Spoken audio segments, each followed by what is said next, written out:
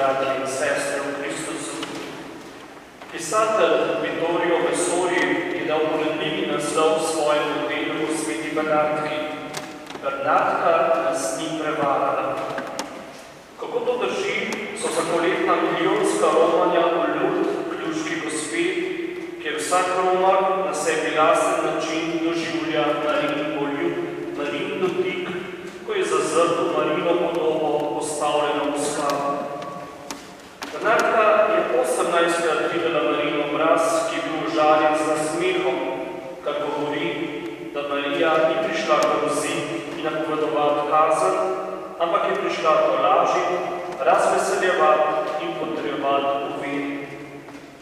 Čeprav se sonce nikoli ne dotakne te luške skale, romari doživljamo ob pogledu na Marijina smeh Božje sonce, ki greje in razsvetljuje temne kotičke našega življenja. Glede Lurda in luških prikazovanj imamo samo Bernardkino pričevanje, ki je podobno tistemu, ki sta ga izrazila apostola Peter in Janez po Jezusovem nebohodu in prvih korakih oslanjevanja. Ne moreva, da ne bi govorila o tem, kar sva videla in slišala. Tudi Bernardka ni mogla drugače, kakor da je govorila o tem, kar je videla in slišala. Bernardka je govorila: Sveta Devica me je prosila, naj vam to povem. Ni me prosila, naj vas prepričam. Če nočejo verjeti, je njihova stvar, ne moja. Za nekoga je lahko Bernardkino pričevanje preskromno, a je prav v njem vsa moč Lurda, ker se za Bernardkinimi besedami skriva moč Evangelija. Potrjuje se tista misel, ki jo je počrtala Marija v svoji hvalnici, da se je Gospod ozrl na nizko svoje služabnice. Potrjuje pa se tudi Jezusova beseda: Slavite, Oče, Gospod neba in zemlja, ker si to prikril modrim in razumnim, razodel pa otročičem. V izbiri Bernardke za Marijino glasnico v svojem času do konca sveta lahko vidimo razodetje besed apostola Pavla. Bog si je izbral tisto, kar je v očeh sveta slabotno, da bi osramotil tisto, kar je močno. Bernardka ni bila povzdignjena na oltar, ker je videla Marijo, ampak ker je v svojem življenju telesila Evangelij, na katerega je prišla opozoriti brezmadežna. Bernardka je sveta, ker je živela učenje Matere Božje, ki pa ni nič drugačno kot učenje Evangelija. Bernardka je bila pred 100 leti razglašena za blaženo, 8. decembra 1933 pa za svetnico.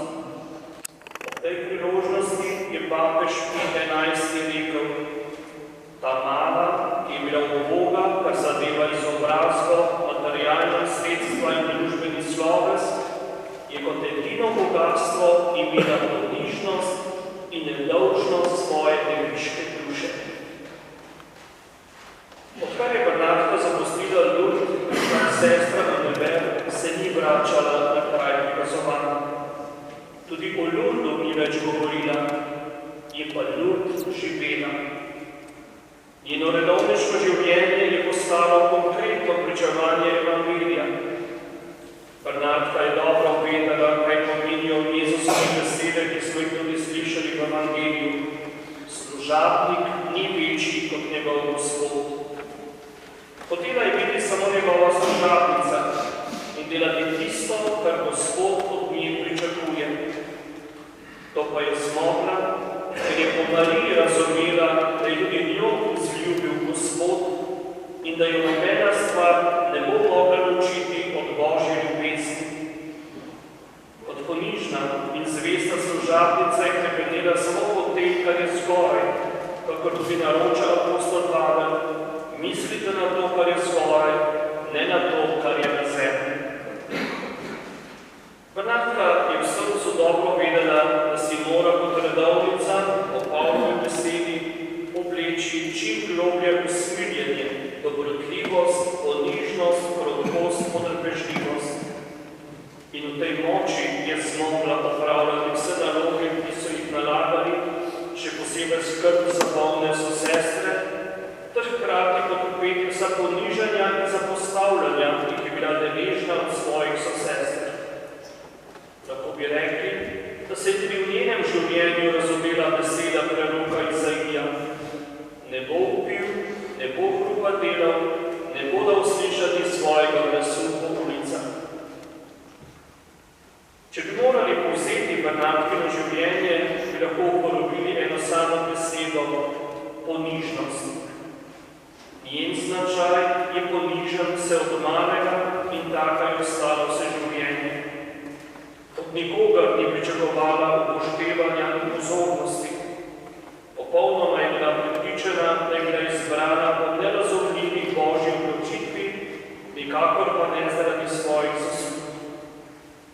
Ko so jo imeli za nobeno rabo, ni protestirala, ampak je sklonjeno glavo, brez hinavščine priznala, da je res.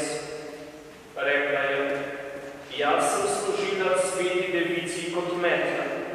Ko me ni več potrebovala, me je vrnila na svoje mesto, se pravi za vrata. Prosimo sveto Bernardko, naj tudi nam izprosi obilo ponižnosti, da bo lahko